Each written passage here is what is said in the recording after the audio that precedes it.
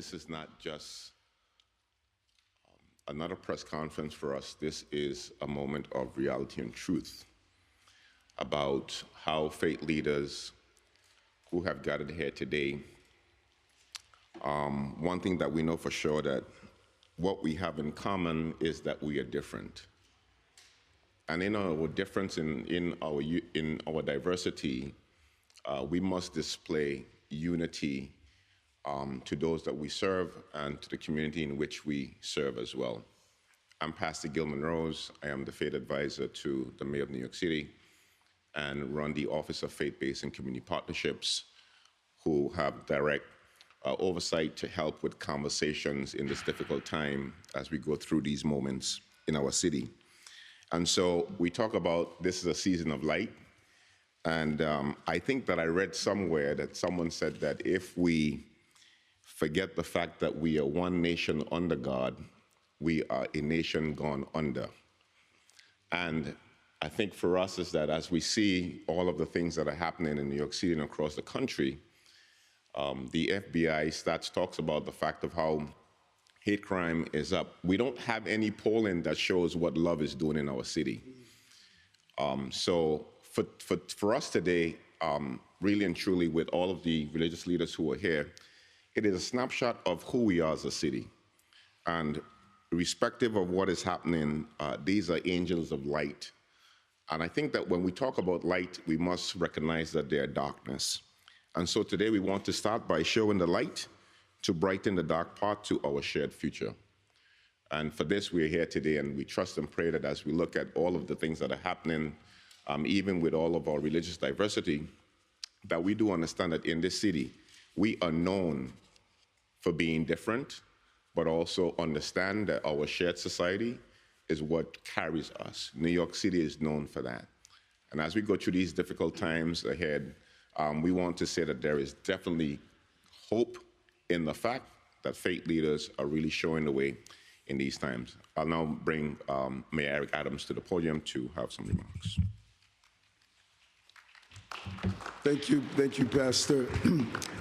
And I think that's a powerful statement that you've made, that we don't measure how much love is spread throughout our city. We sometimes lean into the negative, but when I think about what the Shabbat houses are doing across not only the city, but across the country, and just providing places for people to rest, I think about the various food pantries that are currently run by our religious leaders, our churches, our synagogues, our mosques.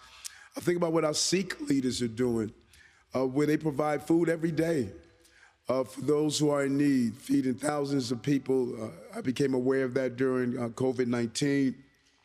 And I think about Muslims giving back and how they join me on Wednesdays giving out food, and throughout the week feeding people who have fallen on hard times. There's so many symbols and substantive things that people of faith are doing.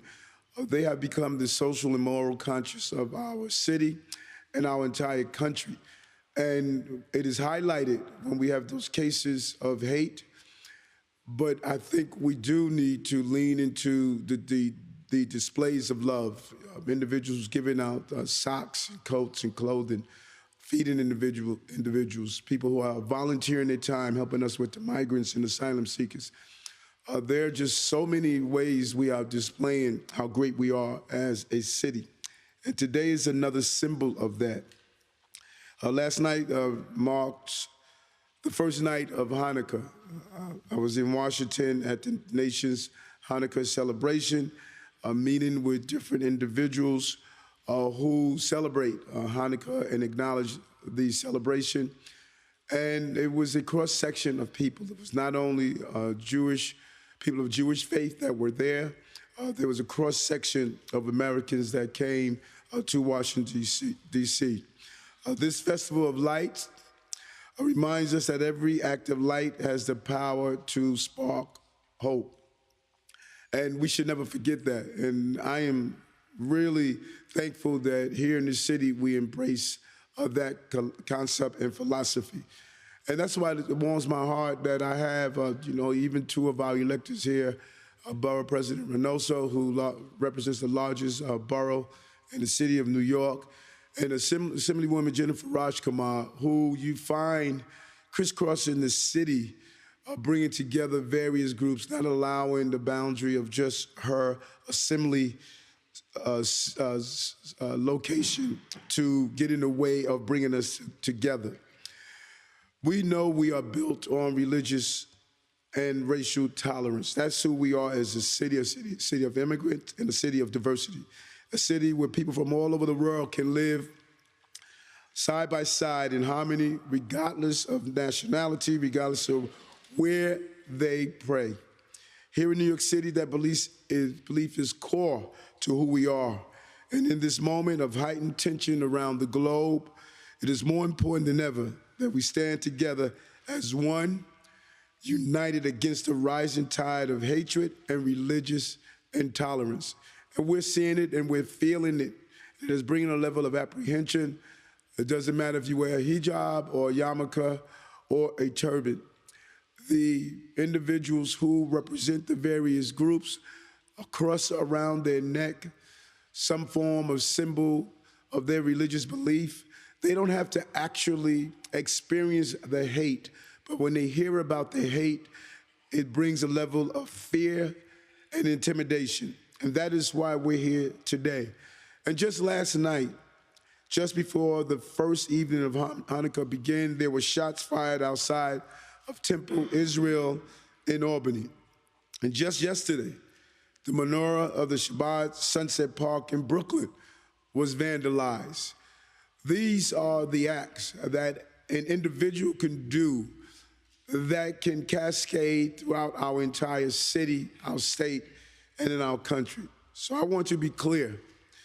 Everyone in our city, in this state, in this country, has a right to practice their faith in peace. Here in New York City, we will ensure that right is protected.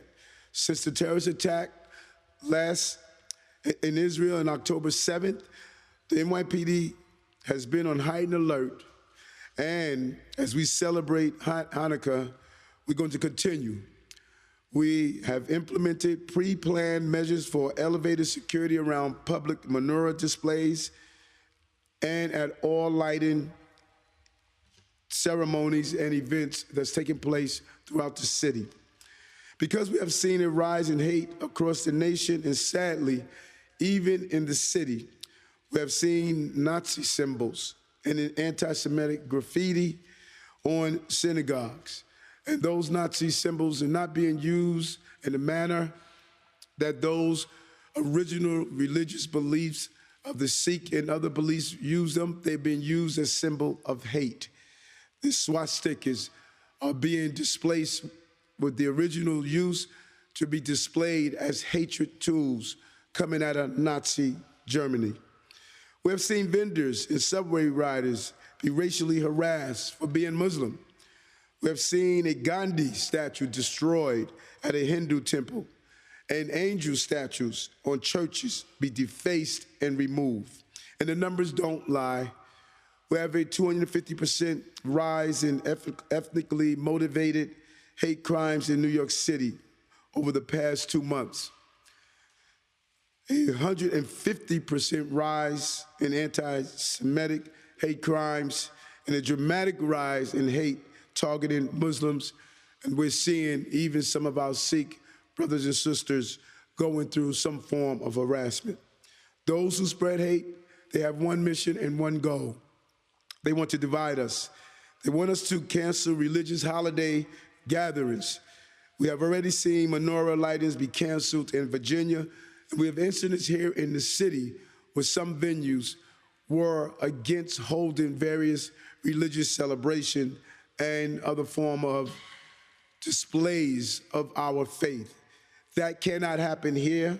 New York City will not be put in a place where fear and hate dictate how we live. I have been clear for weeks. While New Yorkers have every right to express their sorrow about the incidents that's playing out on the stage of the international arena, and events around the world through peaceful protests that absolutely does not give anyone the right to harass others or to spread hate. It does not give anyone the right to deface, target, or harass religious institutions and businesses. And I want to continue to be extremely clear that those who commit these evil acts will be brought to justice. As mayor, I take these crimes incredibly seriously.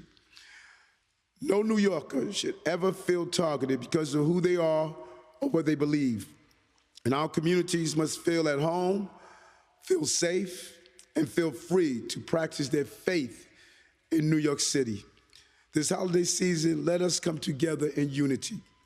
Whether we are Sikh, Jewish, Hindu, Muslim, Christian, Buddhist, part of any religion or practice, no religion should feel that they cannot do it in this city of diversity. Because no matter where we are from, who we love, what religion we practice, or what language we speak, we're all bound together by one thing. We're New Yorkers. We must stand united. Thank you.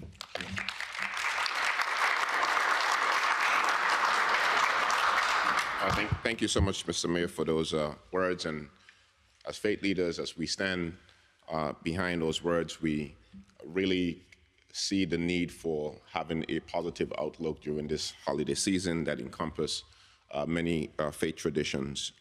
We'll have some angel of light who will be coming forward, religious leaders. We have Robert Steinmetz, who will come, followed by Imam Samsi Ali, and then by the Right Reverend Father Thomas Zane, in that order. Good morning. I want to first begin with a few words of gratitude. I want to begin by thanking Mayor Adams for his leadership. His leadership in taking on hatred is in particular meaningful to my community, which has seen a 400% rise in anti-Semitism in the past few weeks. And Mayor Adams, you have made it clear that on your watch, you will make a priority, the priority, of fighting anti-Semitism and racism and xenophobia.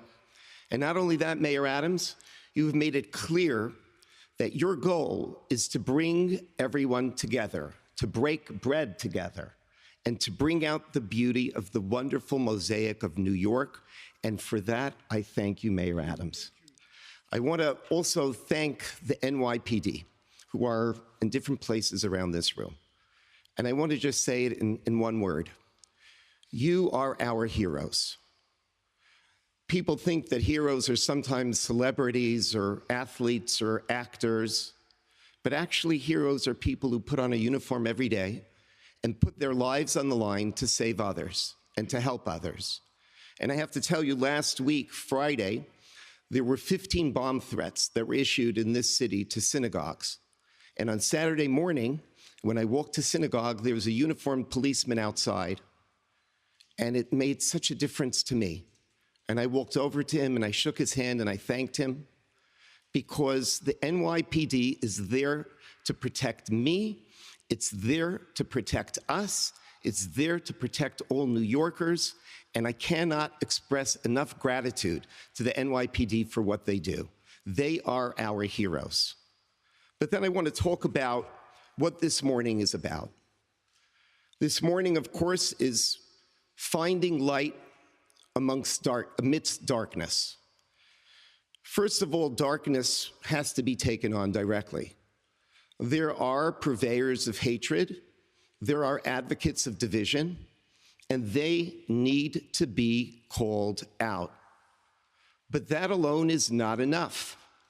If we don't bring light, darkness will always win. And there's a beautiful idea that one great rabbi, Rabbi Israel Baal Shem Tov, once put forward, and it's obvious, and it's simple, and it's brilliant at the very same time. He said that a little bit of light can get rid of a lot of darkness. And that's what we're trying to do here today. As faith leaders, we are coming together, and we're each bringing our candle. And by lighting a candle, even in the coldest and darkest night, you bring light into this world. And if we can get all the faith leaders to bring light, and then we can get all New Yorkers to bring light, there will be no more darkness. And that is our dream. Happy holidays to everyone. Thank you so much. Good morning. Good morning. Shalom and salam and peace to all of you. Let me begin by wishing our Jewish friends a happy Hanukkah and congratulate all New Yorkers on this holiday season. May these holidays bring more peace, justice, reconciliation, joy, and happiness to all of us. Dear friends, oftentimes, when we come together in any good time, it's great. But coming together in a deeply challenging moment is even greater. And this is what makes New York, New York. That despite of all temptations can divide us, we can still come together. This is the nature of this city. Oftentimes we misunderstand that the greatness of this city because of Wall Street, or because of the fact that this is the home of the headquarters of the United Nations, or maybe because of the skyrocketing building in Manhattan. In my humble opinions, it is because of the bridges that we have. The bridges that connect not only the 5 boroughs of the city, but connect the peoples of the boroughs. And this is the tradition that we must continue to preserve, the tradition of coming together. There is a verse in the Holy Quran that reminds us again and again, and I'm sure you have heard this many times, that we created you from a male and a female, and we have made you into many nations and tribes so that you get to know one another. Ta'aruf in Arabic language, getting to know one another, is the process of building those bridges. Bridges of understanding, bridges of mutual love and compassion, bridges of cooperation and partnership. And beyond that, that we must be courageous enough to fight for one another and to defend one another. In the last few weeks, we have seen that Islamophobia and anti-Semitism and anti-others are rising. And let me once again underline that for me, Islamophobia and anti-Semitism or any anti to anyone or any group is our shared enemies. And we can be all victims. And therefore, my friends, we must speak up because it is sufficient for the evil to thrive when the good people do or say nothing. And once again, we remind ourselves an attack to any or anyone is an attack to all of us. And therefore, we must continue this partnership, once again, fighting for one another. Thank you very much. Thank you.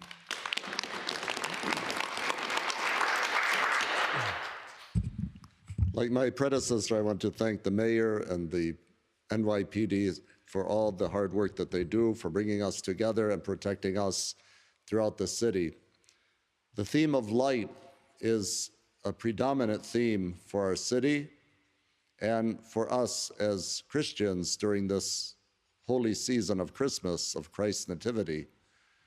From the darkness of the shortest day of the year, which is coming soon, came forth the light.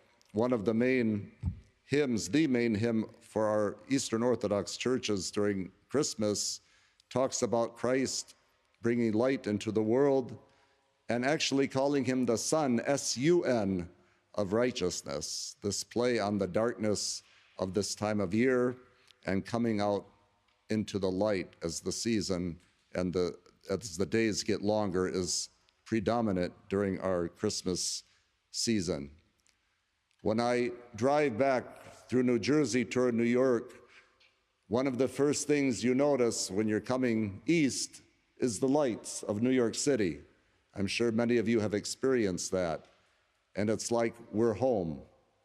This is indeed our home as Muslims, as Jews, as Christians, myself a Christian from Middle Eastern background, and other faiths that are gathered here today, a home to all of us where we can live together in peace and harmony. And from time to time, because of events around the world, which we are all deeply passionate about and many times differ about, it causes problems here for us, not as religious leaders per se, but for our people, because they are affected by these destructive acts which you have heard about today. And it is up to us during these times to come together, to pray together, to be together, to work together, to help our people, to feed the poor. One of the great saints of our church, St. John Chrysostom, who lived in the 4th century, said, "The penny that you give to the poor is a greater act than raising the dead." It is through these efforts that we can be together, to work together, to show our communities and to show the city our united front with the leadership of the mayor and the city government in order that the light of New York City can shine as an example to the rest of the country and the world. Thank you. Thank you. And now I'll call up the Brooklyn Borough President, Antonio Reynoso, followed by Assembly Member Jennifer Rajkumar for some remarks. Thank you so much. Thank you all. I want to keep this as short as possible. I'm obviously here in solidarity, and I do want to say that in times in Brooklyn when we've needed help, when a gas goes off in a NYC development in Coney Island, when we called Muslims giving back, they didn't ask whether the tenants in that NYC development were Muslim. When we needed gifts for kids in homeless shelters or poor kids in schools or daycare centers, we called the rabbi to give us gifts for Christmas, and he came through.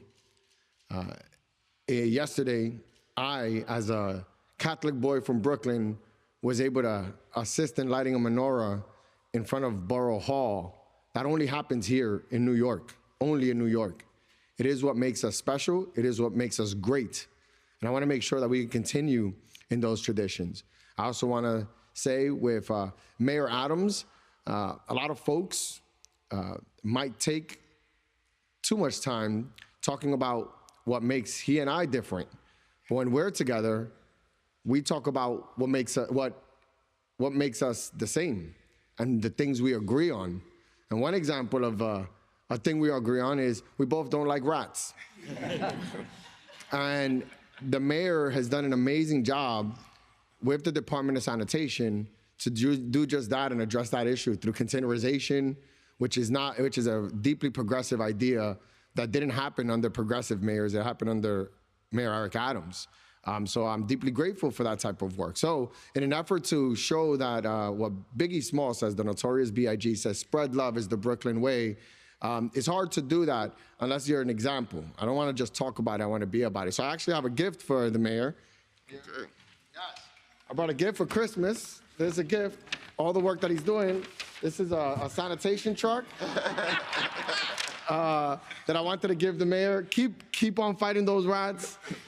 We love you in Brooklyn. Thank you so much. Happy Hanukkah to all and happy holidays. Thank you so much.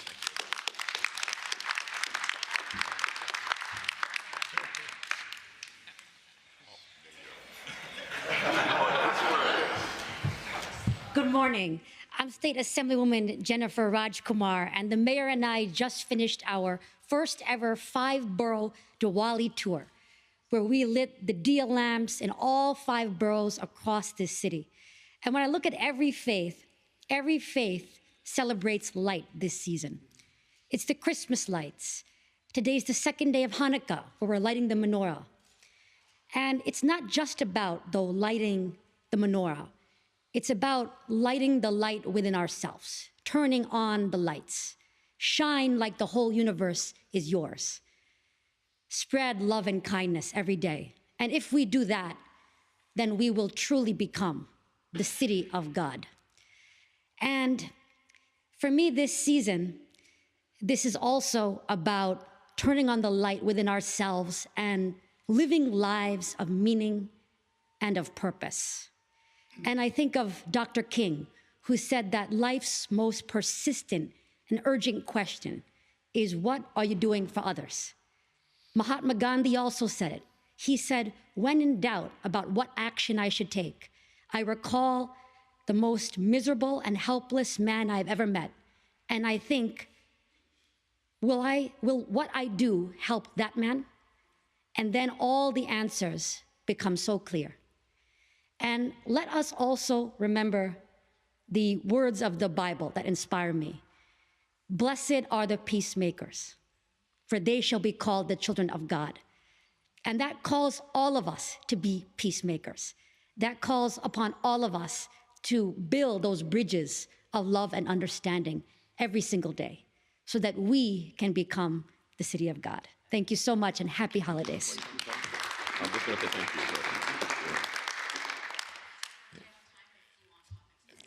Oh, no, I'm not taking any. Yeah. I'm just going to say thank you to our faith leaders who have come today to stand and show that the city is in the hands of individuals who want unity, show light. And also, too, of course, I want to do a special shout out to Reverend Terry Lee, who have been on the forefront helping communities as well, who is here today. Some of the heroes that we talked about that is not mentioned often. So blessings to all, and again, happy holidays. Mayor Adams. I want to, before our religious leaders, many of them have been part of the asylum seeker crisis, migrants, and I just want to thank them, and I just want to give a brief update. As you know, yesterday I was in Washington, D.C. To meet with our congressional leaders and to meet with the White House, and I wanted to take the opportunity at the White House celebration for the holiday season, because I knew I would have a gathering of lawmakers, mayors from across the country, and I was able to speak with the mayor of Chicago and leaders from Massachusetts and others. And we're seeing the same thing across the entire country. Our residents are weary, our residents are angry, our residents are seeing the impact of the migrant and asylum seeker issue, how it is taken away from the resources that should go to the day-to-day services of running the city. We did not walk out from DC with any level of optimism that anything is going to drastically change. It is clear that for the time being, this crisis is going to be carried by the cities. Here in New York City, as you know, we had a very painful November plan that we had to produce, and now we're looking forward or in the direction of how do we address the $7 billion budget deficit that we have to address in January. And these men and women behind me who are service providers in some way or another, they see firsthand of what these cuts are doing and will do. This is not the budget we want to pass. The budget we wanted to pass clearly invested in children and families and those who are in need. We are at an untenable situation right now, and it is painful for us. It is painful for the city, and I think that you see it being reflected in the polls. It is because our federal government actions have taken a toll on the people of this city. We're going to continue to do our job in this administration, but these are extremely challenging times. And as I left Washington, D.C., I did not leave with optimism. I left with the cold reality that help is not on the way in the immediate future. It is going to be, at this moment, it's going to be up to New Yorkers and this administration to continue to navigate this challenge that we're facing. Okay, thank you. Thank you. Thank you, everyone. Kayla, did we have on topic? May, are you retreating to the religion when times are